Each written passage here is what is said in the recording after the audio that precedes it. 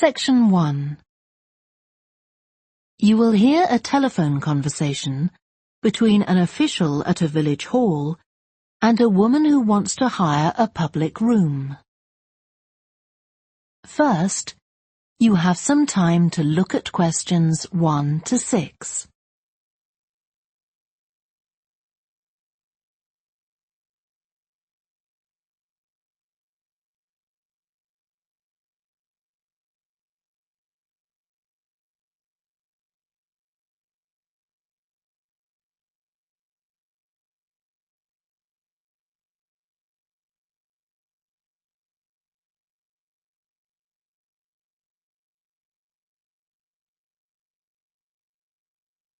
You will see that there is an example that has been done for you. On this occasion only, the conversation relating to this will be played first. Hello? Oh, hello. I wanted to inquire about hiring a room in the village hall for the evening of September the 1st. Let me just see. Yes, we have both rooms available that evening. There's our main hall, that's got seating for 200 people, or there's the Charlton room. The main hall seats 200, so 200 has been written in the space. Now we shall begin. You should answer the questions as you listen, because you will not hear the recording a second time. Listen carefully and answer questions 1 to 6. Hello? Oh, hello. I wanted to inquire about hiring a room in the village hall for the evening of September the 1st. Let me just see. Yes, we have both rooms available that evening. There's our main hall, that's got seating for 200 people, or there's the Charlton room. Sorry? The Charlton room, CHARLTON.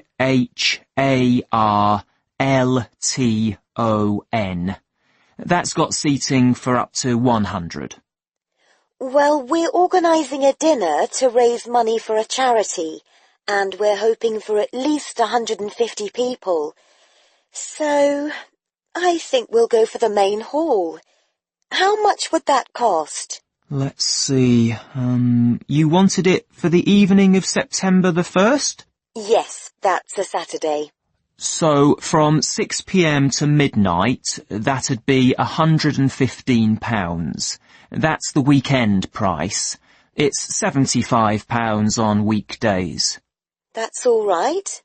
And I have to tell you, there's also a deposit of £250, which is returnable, of course, as long as there's no damage. But we do insist that this is paid in cash. We don't take cards for that. You can pay the actual rent of the room however you like, though. Cash, credit card, cheque. Oh, well, I suppose that's okay. So, does the charge include use of tables and chairs and so on? Oh, yes. And what about parking? Yeah, that's all included. The only thing that isn't included is, you said you were organising a dinner? Yeah. Well, you'll have to pay extra for the kitchen if you want to use that. It's £25. It's got very good facilities, good quality cookers and fridges and so on. OK. Well, I suppose that's all right. We can cover the cost in our entry charges. Right, so I'll make a note of that. Now, there are just 1 or 2 things you need to think about before the event. For example, you'll have to see about getting a licence if you're planning to have any music during the meal. Oh, really? It's quite straightforward. I'll give you the details later on. And about a week or 10 days before your event, you'll need to contact the caretaker, that's Mr. Evans, to make the arrangements for entry. He'll sort that out with you. And do I give him the payment as well? No, you do that directly with me. Before you hear the rest of the conversation, you have some time to look at questions 7 to 10.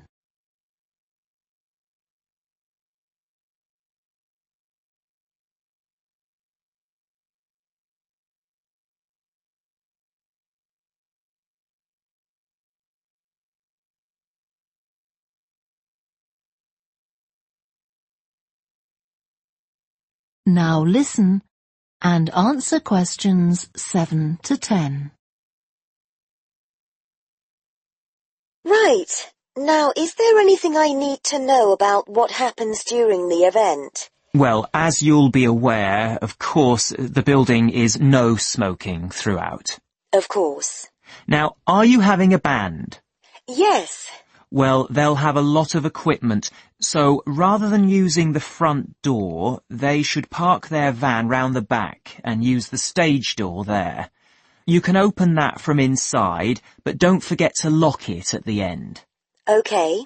And talking of bands, I'm sure I don't need to tell you this, but you must make sure that no one fiddles about with the black box by the fire door.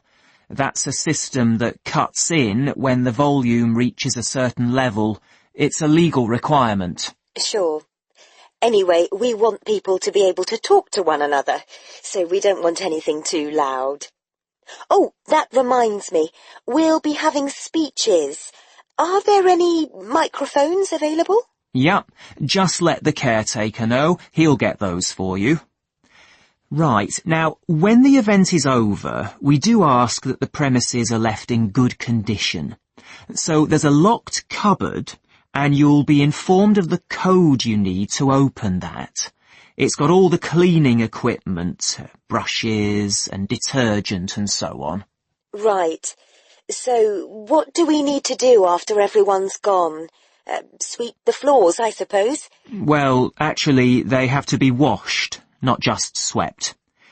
Then you'll be provided with black plastic bags, so all the rubbish must be collected up and left outside the door.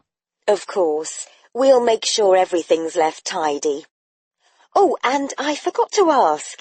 I presume we can have decorations in the room? Yes, but you must take them down afterwards. Sure. And the chairs and tables should be stacked up neatly at the back of the room. I'll make sure I've got a few people to help me. That is the end of section 1. You now have half a minute to check your answers.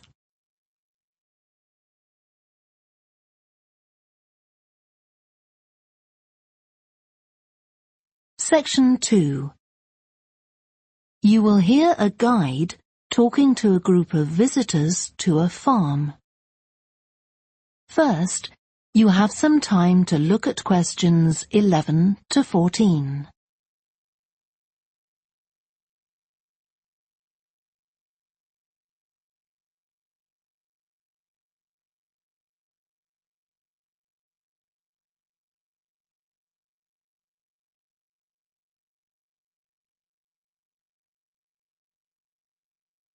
Listen carefully and answer questions 11 to 14.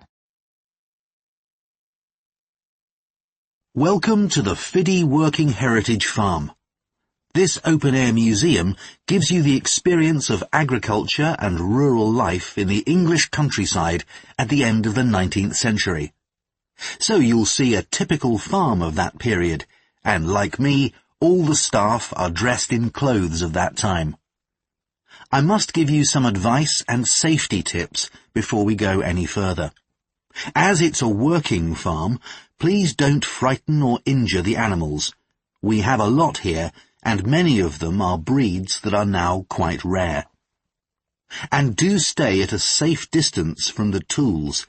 Some of them have sharp points, which can be pretty dangerous, so please don't touch them. We don't want any accidents, do we? The ground is very uneven, and you might slip if you're wearing sandals, so I'm glad to see you're all wearing shoes. We always advise people to do that. Now, children of all ages are very welcome here, and usually even very young children love the ducks and lambs, so do bring them along next time you come. I don't think any of you have brought dogs with you, but in case you have, I'm afraid they'll have to stay in the car park unless they're guide dogs. I'm sure you'll understand that they could cause a lot of problems on a farm. Before you hear the rest of the talk, you have some time to look at questions 15 to 20.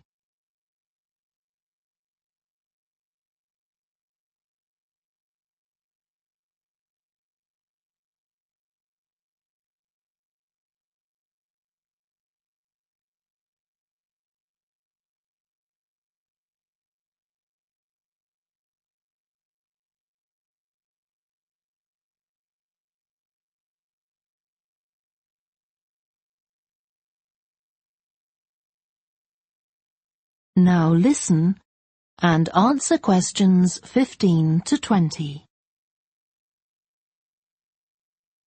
Now let me give you some idea of the layout of the farm. The building where you bought your tickets is the new barn immediately to your right, and we're now at the beginning of the main path to the farmland, and of course the car park is on your left. The scarecrow you can see in the car park in the corner beside the main path is a traditional figure for keeping the birds away from crops. But our scarecrow is a permanent sculpture. It's taller than a human being, so you can see it from quite a distance. If you look ahead of you, you'll see a maze. It's opposite the new barn, beside the side path that branches off to the right, just over there. The maze is made out of hedges which are too tall for young children to see over them, but it's quite small, so you can't get lost in it. Now, can you see the bridge crossing the fish pool further up the main path? If you want to go to the cafe, go towards the bridge and turn right just before it. Walk along the side path, and the cafe's on the first bend you come to. The building was originally the schoolhouse, and it's well over 100 years old. As you may know, we run skills workshops here, where you can learn traditional crafts like woodwork and basket making. You can see examples of the work and talk to someone about the courses in the Black Barn. If you take the side path to the right, here, just by the new barn, you'll come to the Black Barn, just where the path first bends. Now, I mustn't forget to tell you about picnicking, as I can see some of you have brought your lunch with you. You can picnic in the field, though do clear up behind you, of course. Or if you'd prefer a covered picnic area, there's one near the farmyard, just after you cross the bridge. There's a covered picnic spot on the right. And the last thing to mention is Fiddy House itself. From here you can cross the bridge, then walk along the footpath through the field to the left of the farmyard. That goes to the house, and it'll give you a lovely view of it. It's certainly worth a few photographs, but as it's a private home, I'm afraid you can't go inside. Right, well, if you're all ready, we'll set off on our tour of the farm. That is the end of section 2. You now have half a minute to check your answers.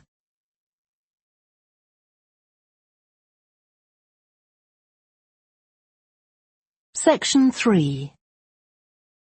You will hear two psychology students called Lisa and Greg discussing a project they have to do. First, you have some time to look at questions 21 to 27.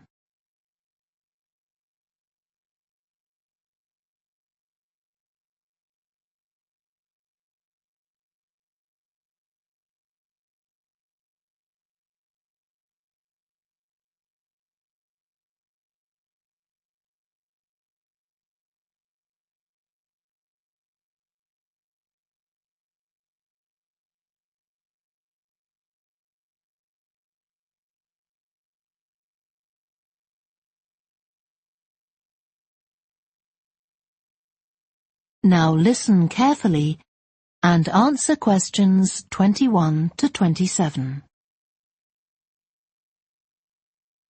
OK, Greg, so I finally managed to read the article you mentioned, the one about the study on gender in physics. About the study of college students done by Akira Miyake and his team. Yeah, I was interested that the researchers were actually a mix of psychologists and physicists. That's an unusual combination. Yeah, I got a little confused at first about which students the study was based on. They weren't actually majoring in physics, they were majoring in what's known as the STEM disciplines. That's science, technology, engineering and math.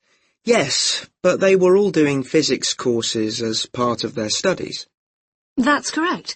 So, as I understood it, Miyake and co. started from the fact that women are underrepresented in introductory physics courses at college, and also that, on average, the women who do enroll on these courses perform more poorly than the men.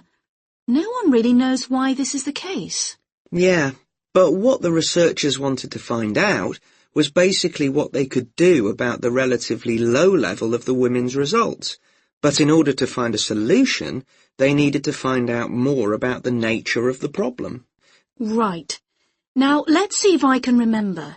It was that in the physics class, the female students thought the male students all assumed that women weren't any good at physics. Was that it? And they thought that the men expected them to get poor results in their tests. That's what the women thought, and that made them nervous, so they did get poor results. But actually they were wrong. No one was making any assumptions about the female students at all. Anyway, what Miyake's team did was quite simple, getting the students to do some writing before they went into the physics class. What did they call it? Values affirmation. They had to write an essay focusing on things that were significant to them, not particularly to do with the subject they were studying, but more general things like music or people who mattered to them. Right. So the idea of doing the writing is that this gets the students thinking in a positive way. And putting these thoughts into words can relax them and help them overcome the psychological factors that lead to poor performance. Yeah. But what the researchers in the study hadn't expected was that this one activity raised the women's physics grades from the C to the B range. A huge change. Pity it wasn't to an A, but still. No, but it does suggest that the women were seriously underperforming beforehand in comparison with the men. Yes. Mind you, Miyake's article left out a lot of details, like did the students do the writing just once or several times? And had they been told why they were doing the writing? That might have affected the results. You mean if they know the researchers thought it might help them to improve, then they just try to fulfill that expectation? Exactly. Before you hear the rest of the discussion, you have some time to look at questions 28 to 30.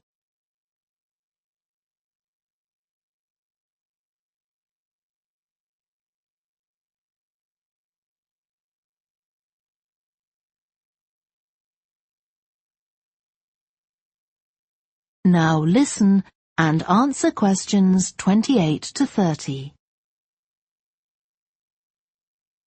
So anyway, I thought for our project we could do a similar study, but investigate whether it really was the writing activity that had that result. OK, so we could ask them to do a writing task about something completely different, something more factual, like a general knowledge topic. Maybe. Or we could have half the students doing a writing task and half doing something else, like an oral task. Or even half do the same writing task as in the original research and half do a factual writing task. Then we'd see if it really is the topic that made the difference or something else. That's it. Good. So, at our meeting with the supervisor on Monday, we can tell him we've decided on our project. We should have our aims ready by then. I suppose we need to read the original study. The article's just a summary. And there was another article I read by Smolinski.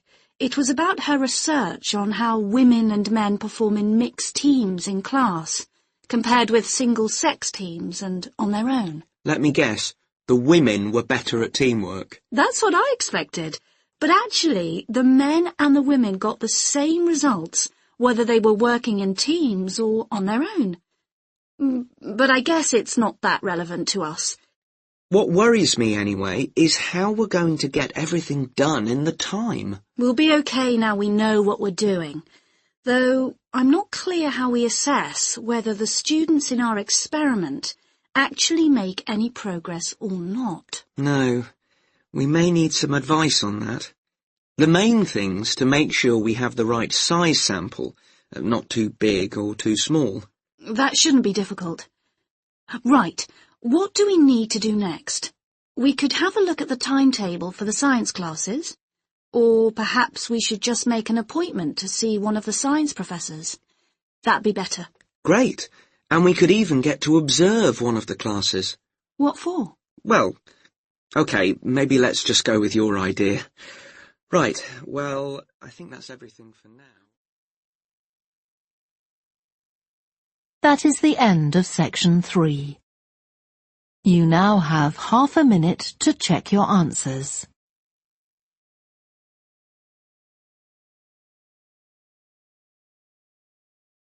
Section 4. You will hear part of a student presentation about the variety of different species that live in the world's oceans. First, you have some time to look at questions 31 to 40.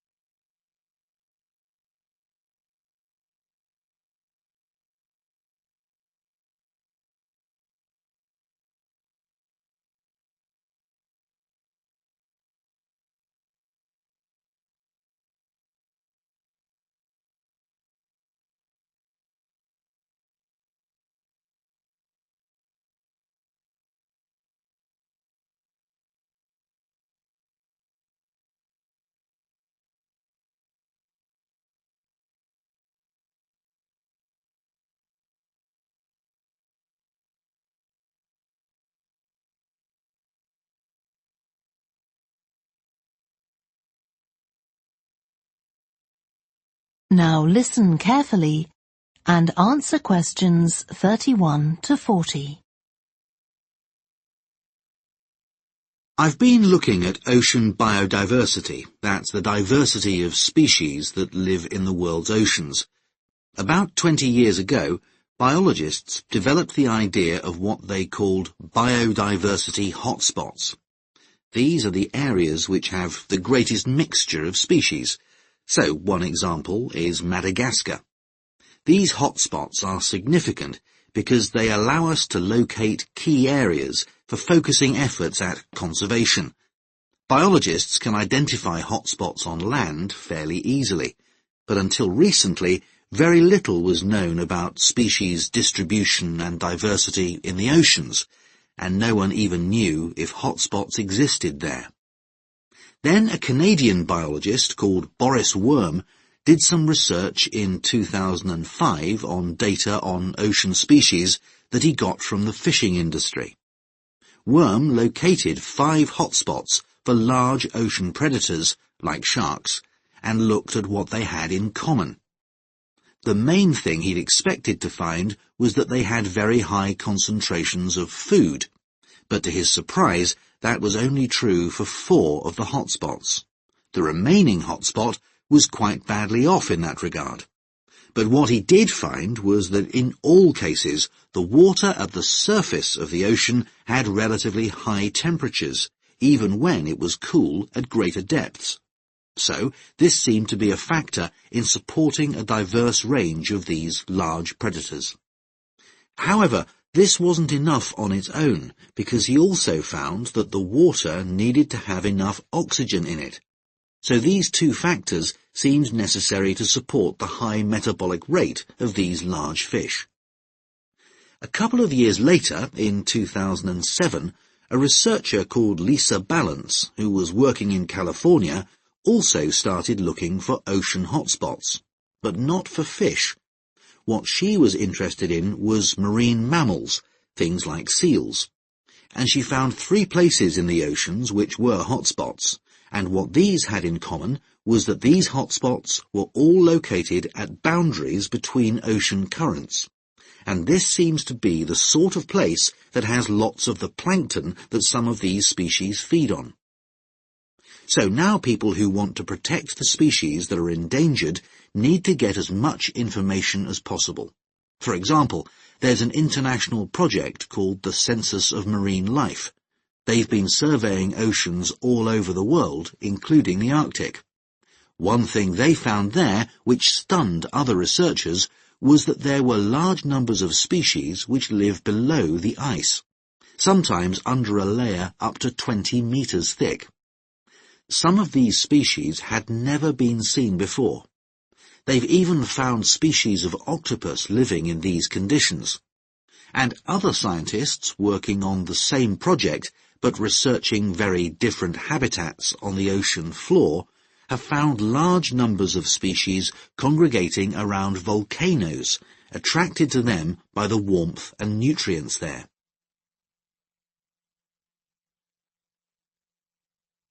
However, biologists still don't know how serious the threat to their survival is for each individual species.